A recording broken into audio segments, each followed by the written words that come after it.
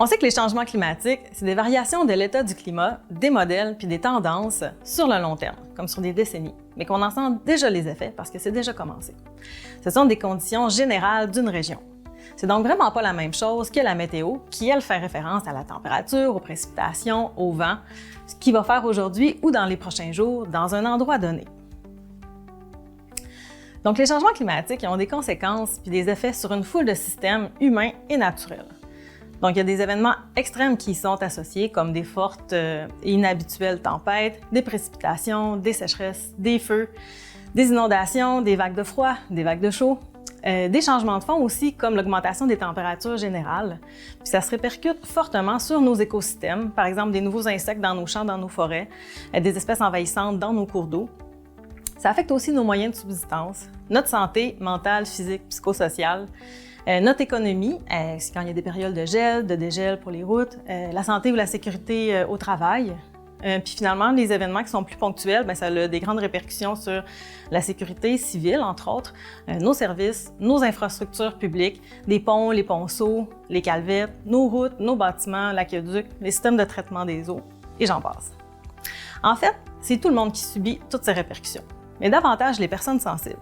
Donc, c'est les personnes qui vont avoir des habitudes de vie qui vont être défavorables à la santé, des incapacités, la consommation d'alcool, de tabac, de drogue, qui vont avoir un faible revenu, de la défavorisation matérielle et ou sociale, isolation, un logement mal adapté, des allergies au pollen, qui vont consommer de l'eau potable qui vont provenir d'un puits privé, qui vont travailler à l'extérieur, des personnes qui ont des maladies chroniques comme le diabète, le cholestérol, l'hypertension, les enfants, les personnes âgées.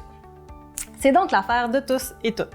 Les citoyens, les entreprises, parce que nos travailleurs sont des personnes qui vont subir ces effets-là.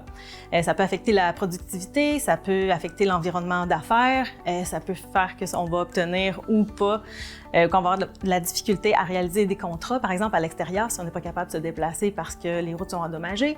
On va avoir besoin d'infrastructures aussi. Donc, ça touche aussi tous les paliers de gouvernement, les municipalités, les MRC, nos gouvernements fédéraux, provinciaux. Donc, un des enjeux auxquels on fait face ici sur notre territoire, c'est que nous pensons que nous ne sommes pas trop touchés. Mais considérant la variété de personnes sensibles qui peuvent être affectées, notre taux de scolarité qui peut être plus faible, ainsi que notre revenu aussi qui peut être un peu plus faible, et notre population qui est vieillissante, donc on voit que, en fait, ça nous concerne vraiment.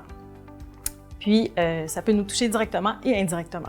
Donc, si c'est l'affaire de toutes ces parties prenantes, les citoyens, les entreprises, les paliers de gouvernement, c'est qu'on a tout un rôle à y jouer selon nos différents leviers d'action, nos différents champs de compétences. Ça peut se transformer en opportunité aussi.